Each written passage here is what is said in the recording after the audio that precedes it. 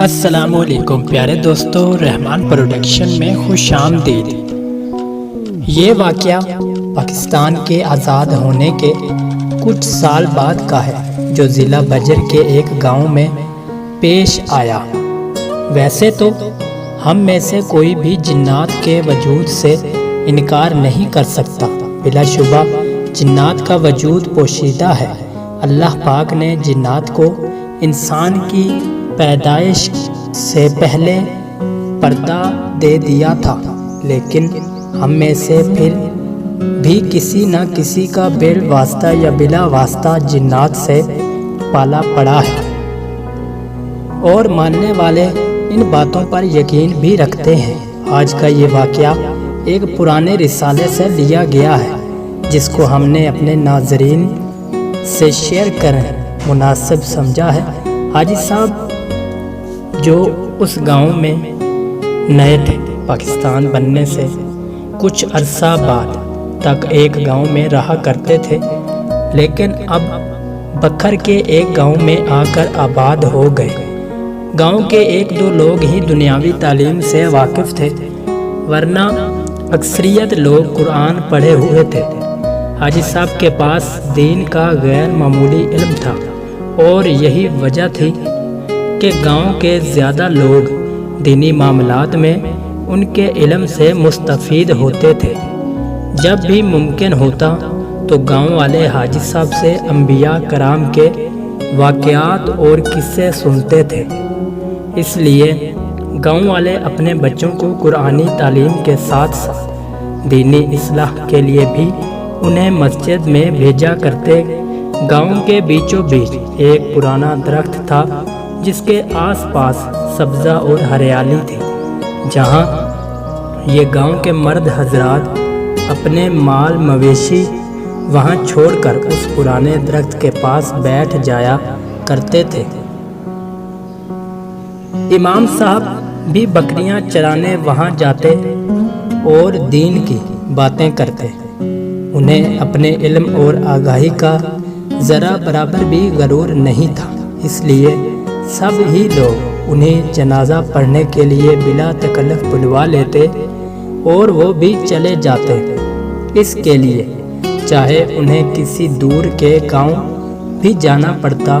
سردیوں کی ایک سرد رات میں ٹھنڈی ہوا میں عشاء کی نماز کے بعد کسی نے حاجی صاحب کے دروازے پر دستک دی، اور دروازہ حاجی صاحب نے کھلا تو سامنے تین سفید داڑھی اور نورانی چہرے والے آدمی کھڑے تھے۔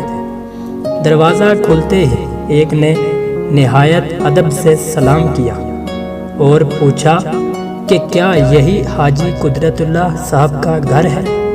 امام صاحب نے جواب دیا، جی ہاں، میں ہی ہوں امام صاحب، میرے بھائی کا انتقال ہو گیا ہے، اور میں آپ سے ان کی نماز جنازہ پڑھوانے کی درخواست کرنے آیا ہوں۔ وہ آپ کی دینی علوم پر مضبوط گرفت اور مخلوق کی دسترس کی وجہ سے آپ کو انتہائی پسند کرتے تھے، اور ان کی یہ خواہش تھی کہ آپ ان کا نماز جنازہ پڑھائیں۔ اس لیے ہم آپ کے پاس حاضر ہوئے ہیں۔ میت تیار ہے، سب صفیں باندھے آپ کے انتظار میں ہیں، برائے مہربانی ہمارے ساتھ چلیے۔ حاجی صاحب نے پوچھا کہ کیا میں ان کو جانتا ہوں یا وہ مجھ سے مل چکے ہیں؟ اس شخص نے جواب دیا کہ میرے بھائی آپ کو آپ کے پرانے گھر میں اکثر سنا کرتے تھے، تبھی وہ آپ سے اتنی عقیدت رکھتے تھے۔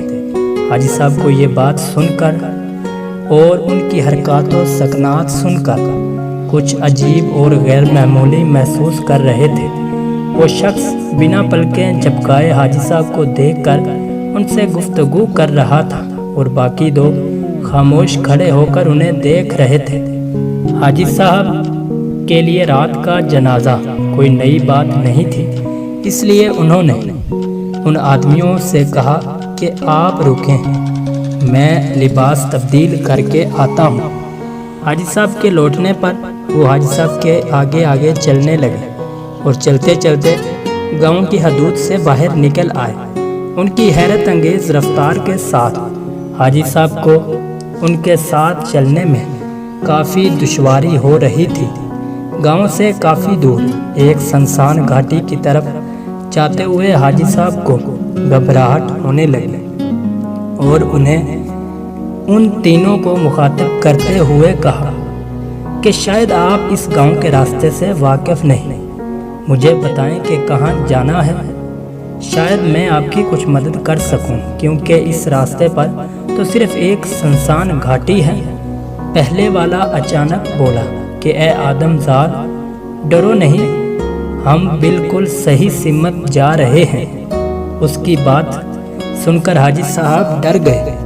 हाजी साहब जहन में कड़ियाँ मिलाने लगे कि आदमजाद कहने का मतलब क्या था। वो मेरे पुराने घर से मुझे कैसे जानता था।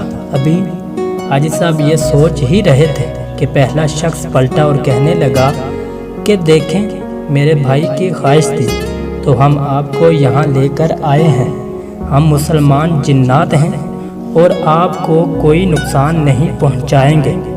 हाजी साहब ने हवासों को काबू में किया और घाटी की तरफ चल दिए।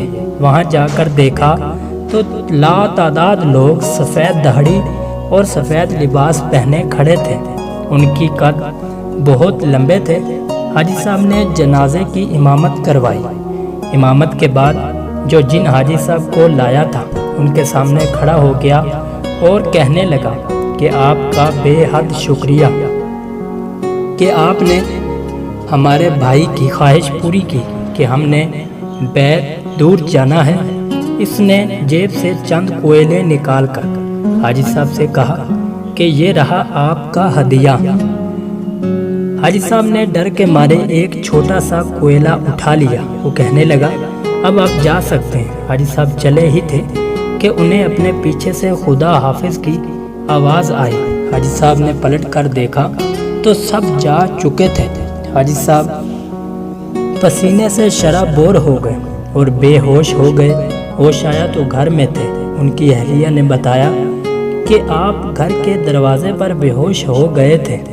हाजी साहब को कोयले का ख्याल आया।